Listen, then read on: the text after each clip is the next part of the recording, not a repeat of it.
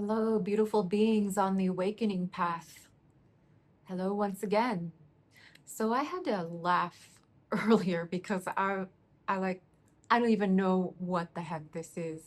What even is this, right? I'm just simply following the guidance I've been hearing so strongly, and it seems God's voice is becoming stronger and stronger even as the dark becomes darker and darker. Still, those of you on the awakening path, you understand what I'm talking about, I'm sure. If you know, you know. And I've seen it in others and I feel it too. Now I can really feel that fire horse energy, the fire horse, it's of the Chinese New Year. The horse is all about movement and strength with grace and focus. God is calling those of us who know to great things. I've witnessed the same phenomena with many of my friends as well.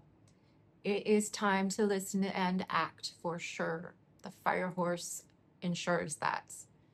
I've been praying for deep focus for a while now. I feel it during yoga practice and while teaching, but I was craving that kind of focus that gets you obsessed, the the kind that has you up until the middle of the night working and then waking up with excitement to do it all over again the next morning. Like I have had that wonderful gift of pure focus before with my art. I'm an artist as well. Um, that extremely involved focus of magnificent divine creation.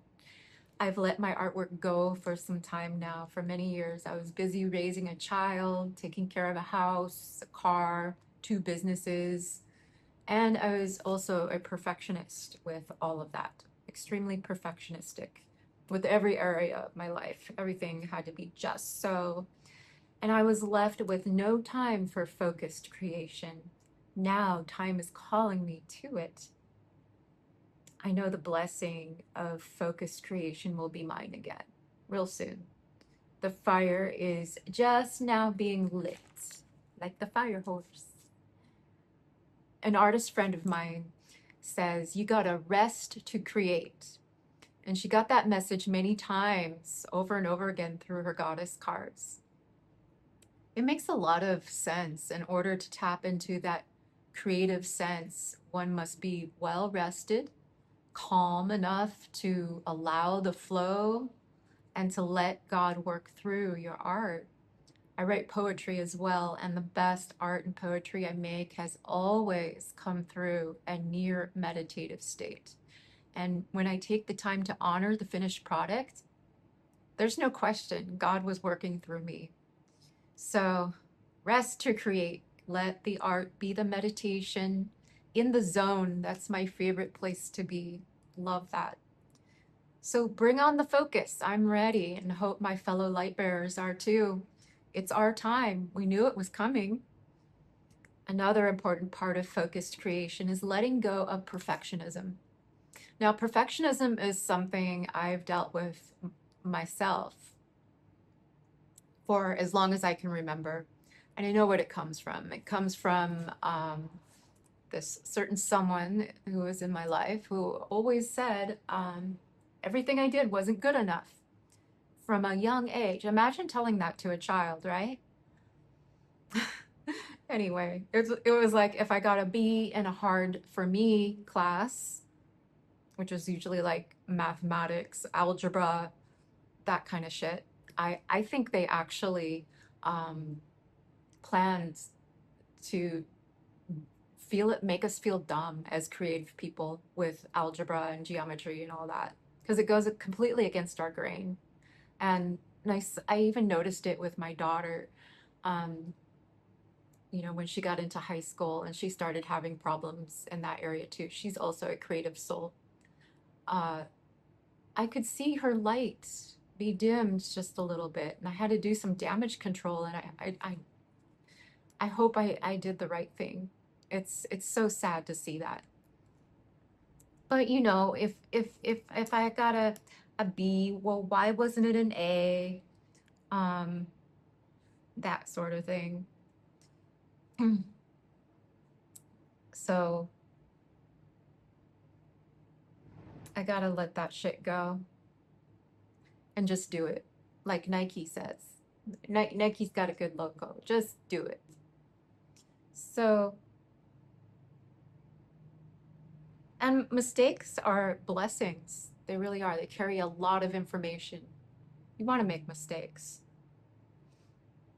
You want to learn. So,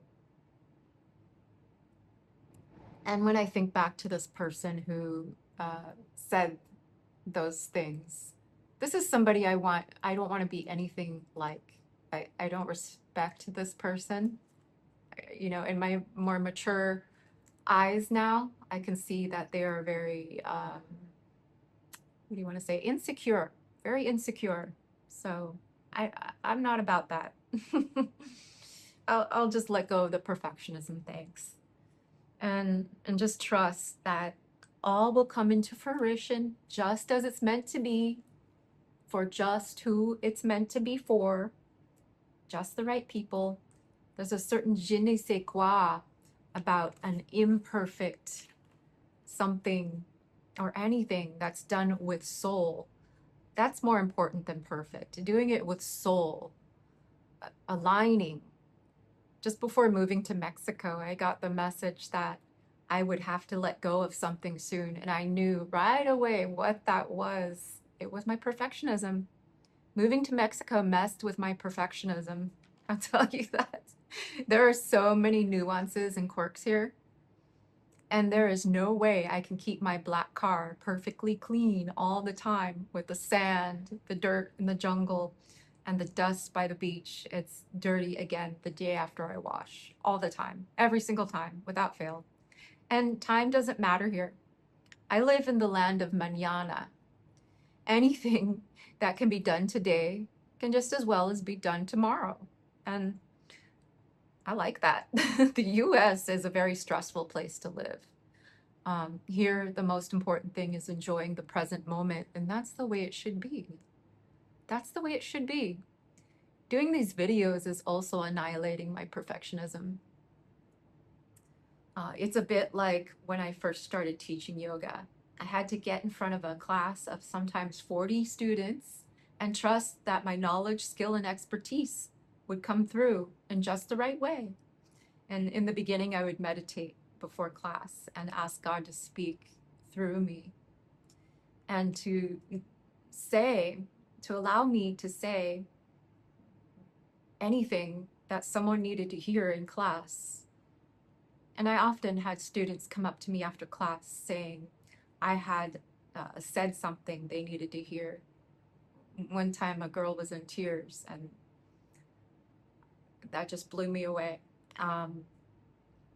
Because I'd find that my words coming out of my mouth that sometimes surprised me even during class. So living in alignment with God is really the only way to live. I feel really sorry for those NPCs who don't have this connection, don't know this magic, and likely never will. I could never live that way. But their purpose here is much different than ours, so that's okay. So it comes down to faith. Faith in knowing God is going to lead us to places more beautiful than we can even imagine. Just like God led me to this beautiful town in this wonderful, perfect for me little house and a perfect job. Like, blows my mind. In the most beautiful place. I live just across the street from one of the most beautiful beaches in the world. How lucky is that? And I love the jungle. I absolutely love the jungle and the warmth. It's so what I want. So anyway, it comes down to faith and in knowing God is going to lead us to places more beautiful than we can even imagine. So let go. Aparigraha, as it's a very important yoga principle. Letting go of the outcome, non-attachment. Buddha said attachment is the root of all suffering. And it's like rope burn. When you hang on to the rope too tightly and you get rope burn on your hands. Yeah, you know. I used to tell my yin yoga students that you can grasp more of the goodness with open hands. You can hold more water with open hands than you can clenched fists. So these things make sense. Oh, and of course, breathe. That's all, that's what it's all about, breath. So what even is this? I don't know, but I'm excited to find out. Another phrase we often say in asana class, alignment is everything. Yes, it is. Do yourself a huge favor today. Get in alignment. Now, if you feel off, get in alignment. Take the time. All you have to do is relax, trust, and listen, and ask for it. Just ask. Ask and it is given. Well,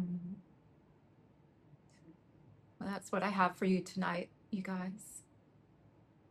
Thank you for allowing me to do another fun video. I will see you tomorrow. Peace.